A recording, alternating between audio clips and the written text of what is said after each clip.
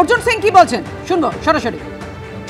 প্রথমে আমার দল भारतीय जनता पार्टी नेता माननीय नरेंद्र मोदी जी के, अमित शाह जी के, जेपी नड्डा जी के, पश्चिम बांगला बीजेपी सुकांत मजुमदार, আমাদের শুভেন্দু অধিকারী অপোজিশন লিডার, আমাদের ওজিএস অমিতাভ চক্রবর্তী মহাশয়কে, আমাদের অল ইন্ডিয়া ওজিএস আমাদের দলের প্রত্যেকটা কর্মী সদস্য সবাইকে অভিনন্দন জানাচ্ছি। দল আমার উপরে বিশ্বাস রেখে আমাকে দায়িত্ব দিয়েছে। প্রত্যেকটা কর্মী জেলা সভাপতি থেকে নিয়ে সমস্ত মোর্চা সভাপতি থেকে নিয়ে মোর্চা এক একটা কার্যকর্তা থেকে নিয়ে মহিলা সদস্যদের থেকে নিয়ে প্রত্যেকটা কার্যকর্তা, এখানকার মানুষ তারা চেয়েছিলেন ব্যারাকপুর থেকে আমি প্রার্থী হয়ে লড়ি, তাদের আশীর্বাদ নিয়ে লড়ব। আর নিশ্চিতভাবে যেভাবে 2019-এ জয় দিয়েছিল মানুষ আমাকে, তার থেকে অনেক বেশি মার্জিন নিয়ে এবার জয় সুনিশ্চিত করব। প্রত্যেকটা মানুষের দরবারে যাব।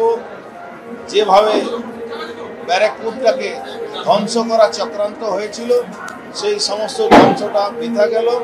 আবার আমি সমস্ত যারা নেতৃত্ব কর্মী সবাইকে অভিনন্দন জানাচ্ছি। এবারে মার্জিন কিরকম হবে আপনার? এবার মার্জিন অনেক বাড়বে, 1 লাখের উপরে মার্জিনে জিতবো আমি, নিশ্চিত আছে।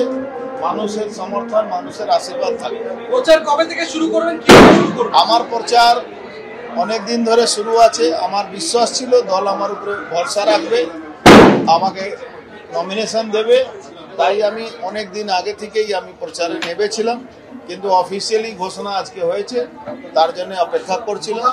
নাম ঘোষণার সঙ্গে সঙ্গে উৎসবের মেজাজে মজদুর ভবন, কি বলবেন? সবাই উৎসব পালন করছে। আপনি দেখুন সকাল থেকে উৎসবের মেজাজে আমরা ছিলাম। বসন্ত উৎসব সঙ্গে সঙ্গে সবাই আজকে নাম ঘোষণা হওয়াতে সবাই খুশি।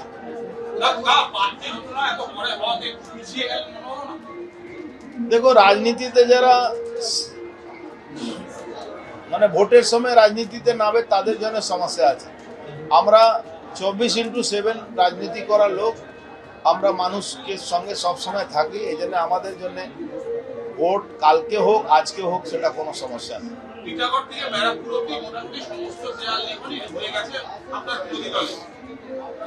দেওয়াল যত লিখেছে তৃণমূল কংগ্রেস, তত মানুষ যদি ওদেরকে ভোট দিয়ে দেয় তাও দেখবেন আপনারা।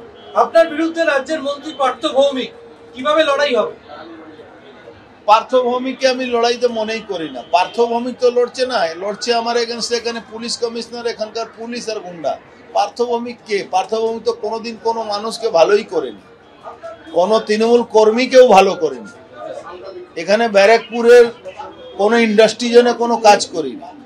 এখানে ব্যারাকপুরটাকে সর্বনাশ জায়গা পৌঁছাবার জন্যে সবসময় তার চেষ্টা থাকে। একটা লুটের রাজ কায়েম করেছে, পুরো এলাকার মধ্যে তোলাবাজ এক্সটর্শনিস্টদেরকে জায়গা করে দিয়েছে। পঞ্চায়েত ভোট, মিউনিসিপ্যালিটি ভোট যেভাবে মানুষ দেখেছে কিভাবে তার অধিকার হনন করা হয়েছে, তারপরে মানুষ তার উচিত জবাব ভোটের ব্যালটের মাধ্যমে, ভোটামের মাধ্যমে দিয়ে দেয়। পুলিশের সঙ্গে লড়াই কেন? এখানে তো পুলিশই লড়ছে। 400 লোককে এখন পর্যন্ত 107 কেটেছে। তার বয়স 50 বছর, কারো 70 বছর, কারো 60 বছর, সে 110-এ আসামি বানিয়েছে। তো এখানে লড়ছে তো পুলিশ, বাংলায় পুলিশই লড়ছে। বাংলায় তৃণমূলের কর্মী আর তৃণমূল সমস্ত যারা পুরনো কর্মী দীর্ঘদিন ধরে সিপিএম এর বিরুদ্ধে যারা লড়াই করেছিল তাকে ঘরে ঢুকিয়ে দিয়েছে। আর তোলাবাজরা সামনে চলে এসছে। 10% লোক লুটছে আর 90% লোক বেচারা বসে দেখছে আর দুর্দশার জন্য তারা তাদের চোখে জল আসছে। কি বলে এবার ভোট চাইবেন? ভোট প্রার্থীদের কাছে কি? দুর্নীতি, পার্থভূমিকে লুট, এলাকার সন্ত্রাস, গুন্ডা পুলিশের রাজ, চাকরি চুরি, কয়লা চুরি থেকে, ক্যাটেল স্মাগলিং থেকে নিয়ে, সন্দেশখালী থেকে নিয়ে, সিএ যে মানুষের অধিকার দিয়েছে, সবটাই সামনে রেখে এখানে লড়াই হবে। ব্যারাকপুরের মানুষ পার্থভূমিকে বিরুদ্ধেই ভোট দেবে, এটা আমরা জানি। কেন পার্থভূমি কারো হয়ে কোনোদিন কোনো ভালো কাজ করি। বিক্ষুব্ধ তৃণমূল কর্মীদের কিভাবে পাশে পাবেন? সব কথা তো আপনাকে জানানো উচিত না, আপনি দেখবেন, রেজাল্টের মধ্যে পেয়ে যাবেন। আমি তো নতুন ইলেকশন লড়ছি না, সরকারের থেকে মাত্র 2টো ইলেকশন লড়েছি, বাদ বাকি সব সরকারের বাইরে থেকে লড়েছি। তখনও জিতেছিলাম, এখনো জিতে।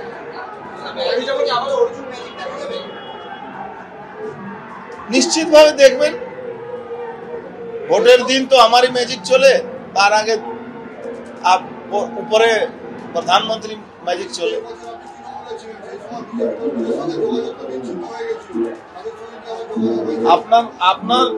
আপনার ধারণা হতে পারে, কিন্তু আমার সঙ্গে সবার যোগাযোগ সবসময় থাকে।